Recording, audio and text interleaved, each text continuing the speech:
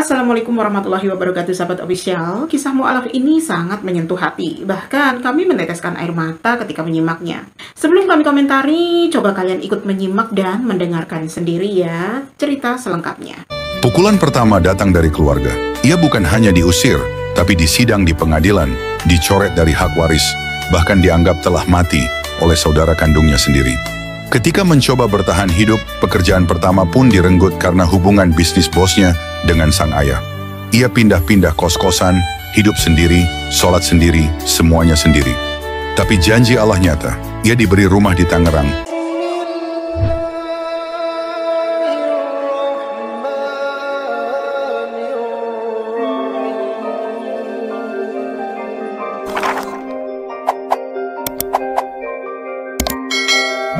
Sang mu'alaf ini yang mana beliau ini dari kasta Brahmana. Kami kira ini ceritanya dari negara India ya. Ternyata beliau ini seorang dari Indonesia dan tinggal di Tangerang. Alhamdulillah ya, orang-orang cerdas semakin bertambah. Mari kita dengar bagaimana jalan cerita selengkapnya. Namanya dulu Imade Arya. Terlahir dari kasta Brahmana, putra seorang pendeta Hindu yang dihormati, hidup dalam kemewahan dan status tinggi. Tapi siapa sangka, dari rumah besar itulah ia akhirnya terusir karena mencari satu hal, kebenaran. Di usia 24 tahun, ia mulai gelisah. Saat orang lain puas dengan agama yang diwariskan, ia justru mempertanyakannya. Bukan karena wanita, bukan karena kecewa, tapi karena hatinya haus akan jawaban. Ia akhirnya memutuskan mencari sendiri, tanpa guru, tanpa bimbingan. 3 tahun ia telusuri agama satu persatu, hingga akhirnya jatuh cinta pada Islam.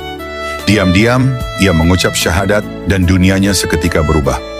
Pukulan pertama datang dari keluarga. Ia bukan hanya diusir, tapi disidang di pengadilan, dicoret dari hak waris, bahkan dianggap telah mati oleh saudara kandungnya sendiri. Ketika mencoba bertahan hidup, pekerjaan pertama pun direnggut karena hubungan bisnis bosnya dengan sang ayah. Ia pindah-pindah kos-kosan, hidup sendiri, sholat sendiri, semuanya sendiri.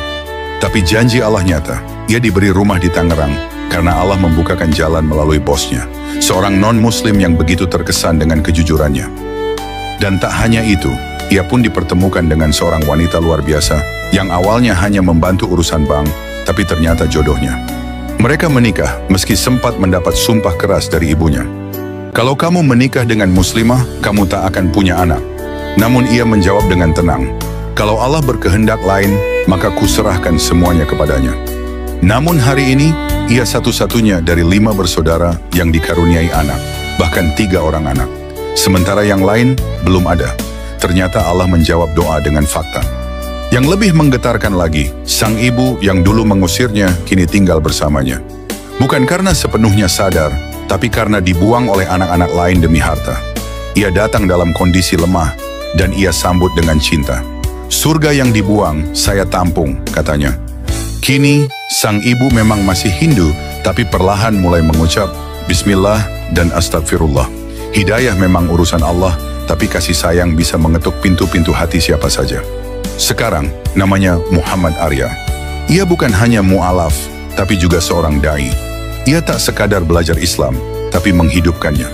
Ia pernah jatuh sedalam-dalamnya, tapi kemudian Allah angkat setinggi-tingginya. Bahkan hingga dipertemukan dengan ustadz-ustadz besar, seperti Ustadz Adi Hidayat dan Ustadz Abdul Somad. Pesannya sederhana, jangan takut kehilangan dunia demi Allah, karena Allah tak akan pernah mengecewakan hamba yang berserah. Yang hilang akan diganti, yang dibuang akan dimuliakan. Allahu Akbar. Alhamdulillah beliau sudah mendalami Islam setelah bertemu dengan seorang ustadz kondang seperti Ustadz Adi Hidayat, Abdul Somad, Lukman Hakim, dan lain sebagainya.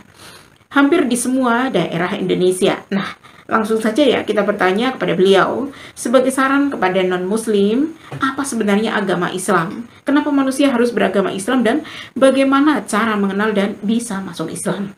Bagaimana caranya, Bapak? Ustadz Abdul Somad, pesannya sederhana, jangan takut kehilangan dunia demi Allah, karena Allah tak akan pernah mengecewakan hamba yang berserah. Yang hilang akan diganti, yang dibuang akan dimuliakan. Belajar. Jangan hanya ikutin kepada keturunan. Oke. Jangan patokannya itu. Karena kan banyak Antum ditaruh, dilahirkan di dalam keluarga tersebut, memang itu Allah yang taruh. Tetapi itu sedang diuji sama Allah. Apakah engkau bisa mengetahui perjanjian engkau padaku pada saat sebelum engkau aku turunkan? Itu ada perjanjian kita. Mereka mungkin belum mendapatkan hidayahnya dari Allah. Karena maka tak sayang ya. Iya. Karena hijrah itu sebenarnya bukan datang. Hijrah itu dipaksa untuk kita mencari. Dari proses pencarian nanti menjadikan sebuah kebutuhan. Dari kebutuhan akan menjadi sebuah kebiasaan. Hal yang paling sederhana mengurus manusia itu paling sulit. Tetapi di Islam itu paling mudah. Kenapa saya bilang paling mudah? Hanya mengucap apa yang Allah perintahkan. Stauf sufufakum.